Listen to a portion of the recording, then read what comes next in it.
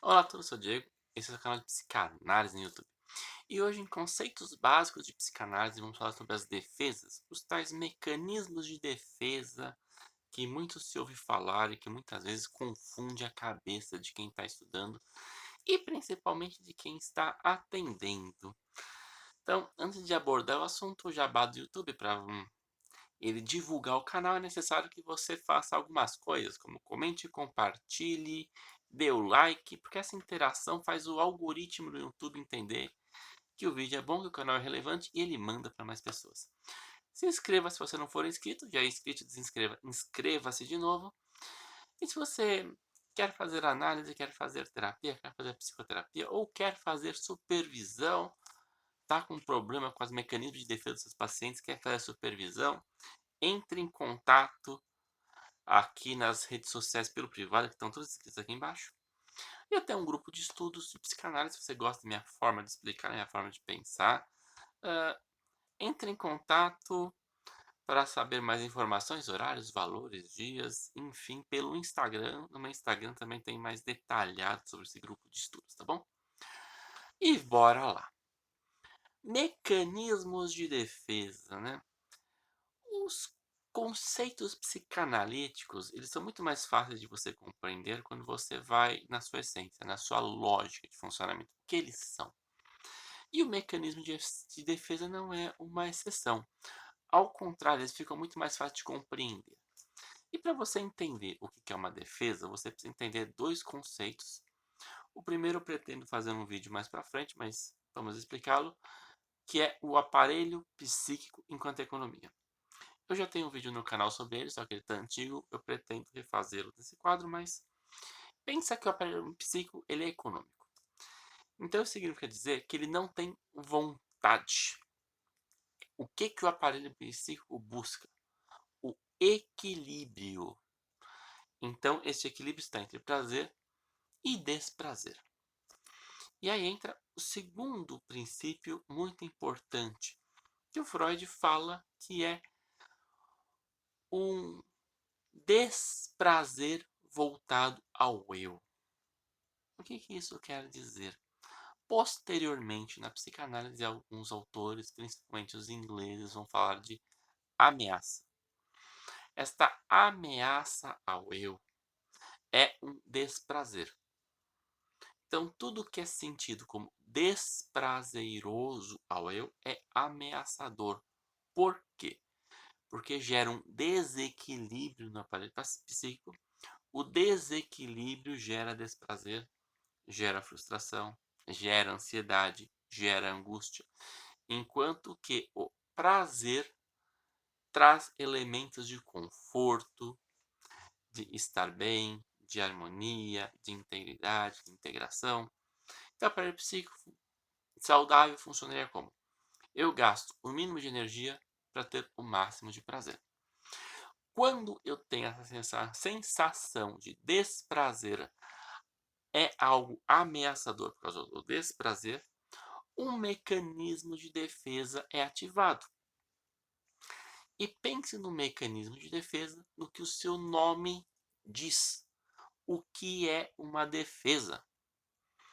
Quando você está numa batalha, a defesa protege a sua base, a defesa protege o castelo. Quando você está no futebol, a defesa impede que o atacante adversário faça gol. Quando o piloto de Fórmula 1 está sendo atacado por um outro adversário, ele fecha os espaços e dá o lado mais difícil para esse concorrente ultrapassar. Isso é uma defesa. Na luta, quando o outro adversário ataca, ele se defende. Então, mecanismos de defesa visam uma proteção. E visam uma proteção contra este desprazer, sobre este desconforto, que é sentido como ameaçador. Tá?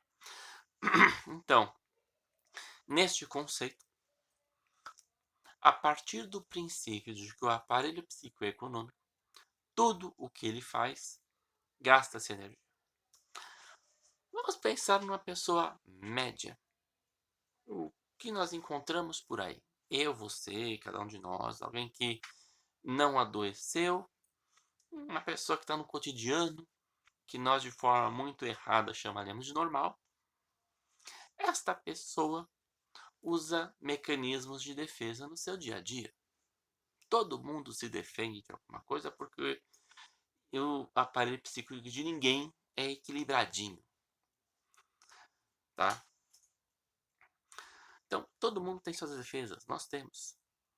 Por exemplo, você pode pensar que projeções são mecanismos de defesa. Então, tem um evento muito polêmico acontecendo, aí você pode sentir duas coisas. Que aquilo lá é um problema, que aquilo é um perigo.